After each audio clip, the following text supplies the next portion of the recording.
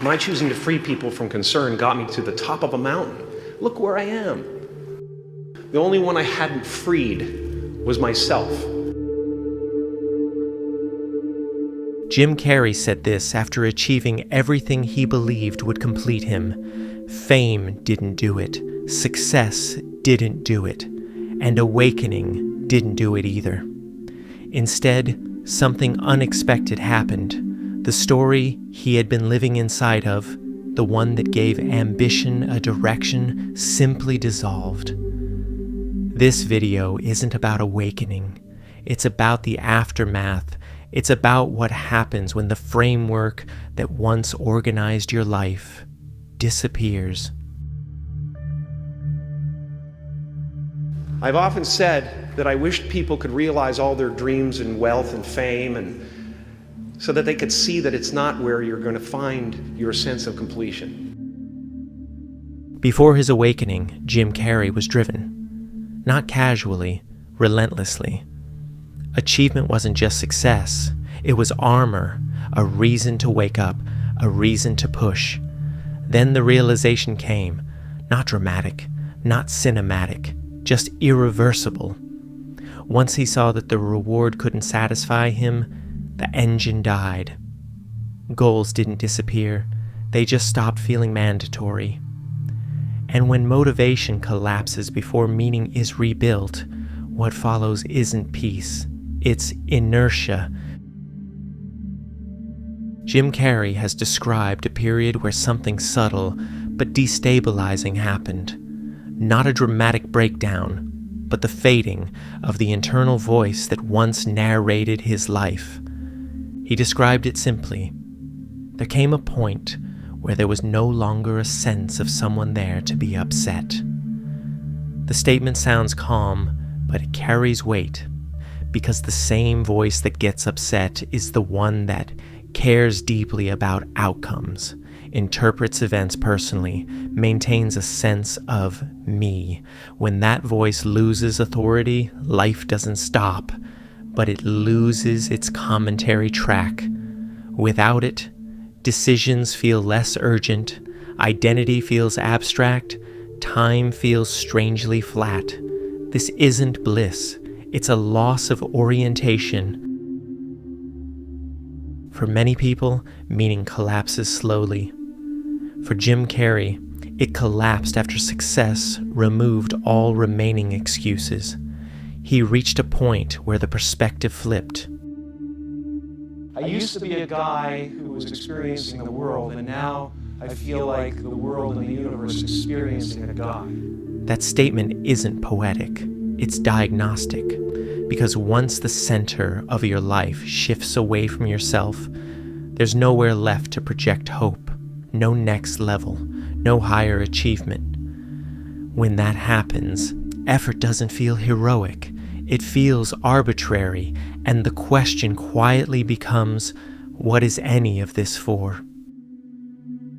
Jim Carrey didn't describe this phase as sadness about circumstances. He described it as losing something internal. At one point, he described it this way. It wasn't the loss of a career, it was the loss of the person he thought he was. Because what disappeared wasn't status, it was identification.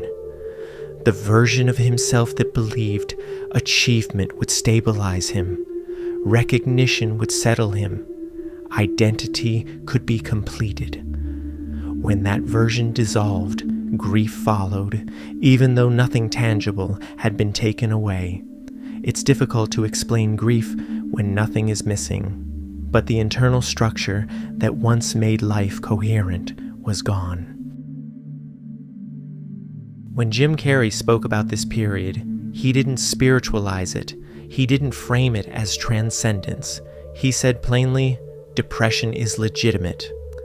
That statement doesn't negate awakening, it contextualizes it. Because awakening doesn't regulate the nervous system. It doesn't automatically rebuild meaning. It doesn't replace identity with stability. Sometimes it just removes the framework that was holding everything together. Jim Carrey talked about therapy.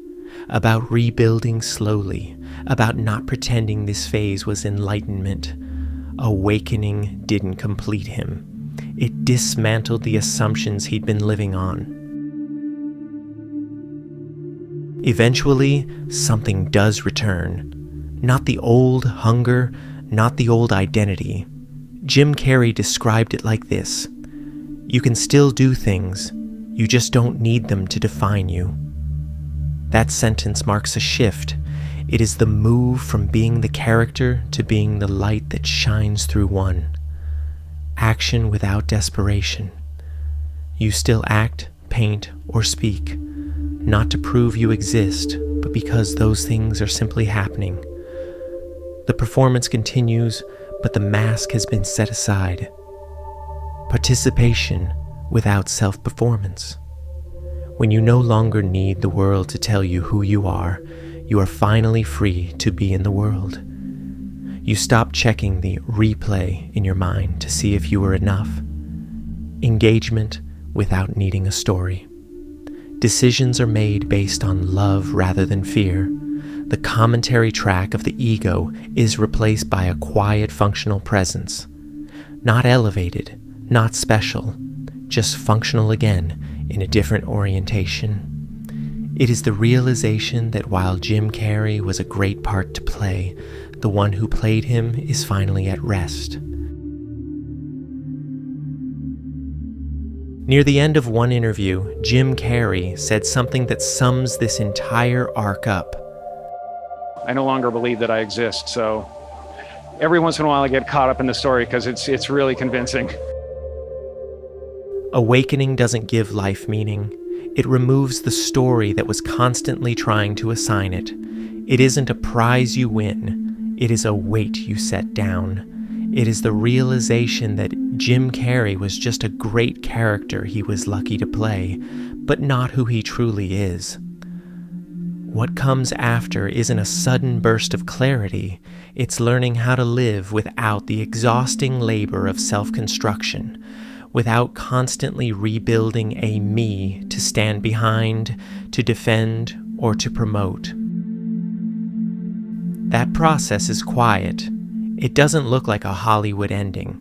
There are no sprinkles or trophies.